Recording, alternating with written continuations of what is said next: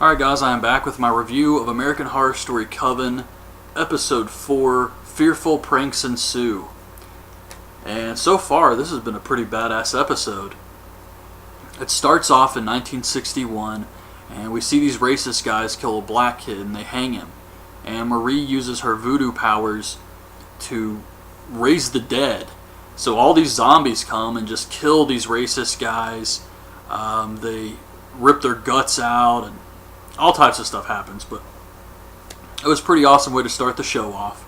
And then back in the present time, shortly before Fiona kills Madison, we see Butler Jeeves.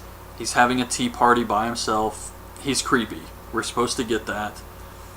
And he comes downstairs, he sees Fiona kill Madison, and he goes to get rid of the body, and Fiona hears something. So she goes outside and she finds Queenie. And Queenie is close to death. The Minotaur tried to kill her. So they get her inside. I don't know how. Queenie's a big girl. I don't know how they got her inside, but they did.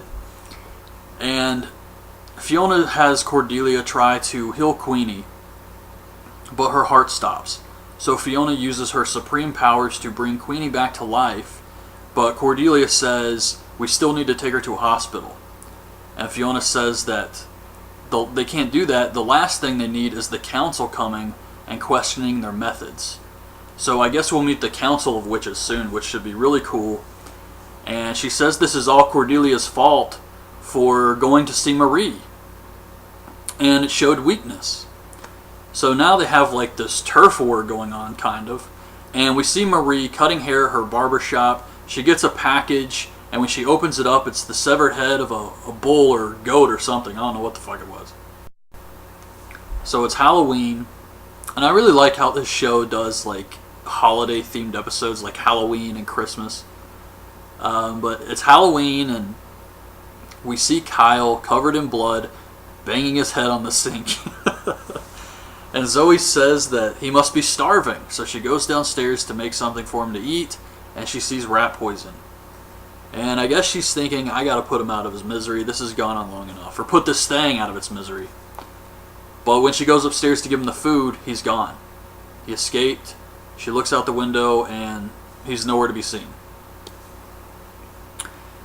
So then we see Marie, and one of her assistants, I guess, comes up to her and says, what are you doing? We can't go to war with the witches. You signed a truce. They would have their territory, we would have our territory, and Marie says the truce is over. So I guess they are going to go to war. It was inevitable. And then we see Cordelia's husband, this fucking psychopath. He's cheating on her while he's out of town. He has this girl come over, and he has sex with her.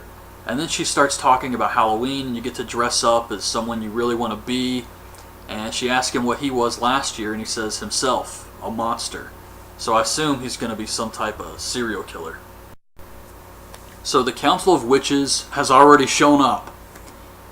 And I like the Council of Witches. I can't remember the name of the main witch, but I know one of them is Pembroke, and then the other one is Quentin, who is the only male witch we've seen so far, or warlock. And he's played by that short gay guy who was in a lot of Will and Grace episodes. And I'm really glad he's in this show because this guy's hilarious. So that's the Council of Witches, and Cordelia tells them about the voodoo and going to see Marie, and they weren't even aware of this. And they tell her they're actually here about the disappearance of Madison Montgomery, and Fiona asks who called him. And Nan comes in and says she called him because she can no longer hear Madison's thoughts and she's afraid she might be dead. So now they're going around questioning everybody about Madison, was she showing any new powers, stuff like that. And then we see Cordelia's husband.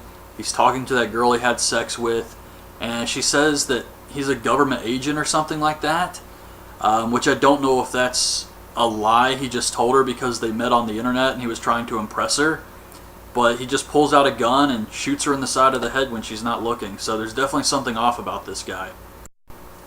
So Myrtle Snow is the name of the lead council witch, and I really like her character. So you got Snow, Quentin, and Pembroke. And they bring in Fiona to question her about Madison's disappearance. And Snow went to school with Fiona when they were younger, and the previous Supreme went missing. And she always thought that Fiona had killed the previous Supreme. But you can't really say she's out to get Fiona because it's justified. But we get a flashback to 1971, and Snow thinks that Fiona killed the previous Supreme, and that the butler, Spalding, would have seen this. So what she did was put an enchantment spell on his tongue so that he couldn't tell a lie, because she knew he was meeting with the council. And we obviously know Spalding cuts his tongue out, and what this does is it shows us how that happened. And it wasn't Fiona that cut his tongue out. He did it because he loves Fiona. So I think we all saw that coming. So he cut his own tongue out. And Snow asked Spalding, back in our time, to write down the name of the witch who cut out your tongue. And he writes down Myrtle Snow because she put the spell on his tongue, so he had to cut his own tongue out. And Cordelia says that, "You think my mother killed Madison because she was the next Supreme, just like she killed the previous Supreme and all these allegations? Well, you're wrong. Madison wasn't the Supreme. She had a heart murmur, which is an obvious sign that she wasn't the Supreme. She just kept it secret." And you can see Fiona's face like, oh my god. So there is another Supreme out there. I'm going to get weaker. I'm going to get older and sicker. And Myrtle Snow is just furious because she feels that Fiona is going to get away with murder yet again, and she needs to pay for her crimes.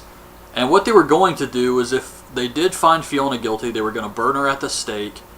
And Myrtle mentioned something about how the last time we had to do this was 1926. So I'm sure at some point we're going to get a flashback to why that witch was burned at the stake. But yeah, so far it looks like Fiona's going to get away with it, which does kind of bother me. I like the Council of Witches, and I like the Myrtle Snow character. You would think the Council of Witches would have someone on the council who could hear thoughts like Nan or something like that, so they wouldn't have to go through all this. But I guess technically that wouldn't be fair, because if that witch had a grudge, then she could lie and say they were thinking something they weren't.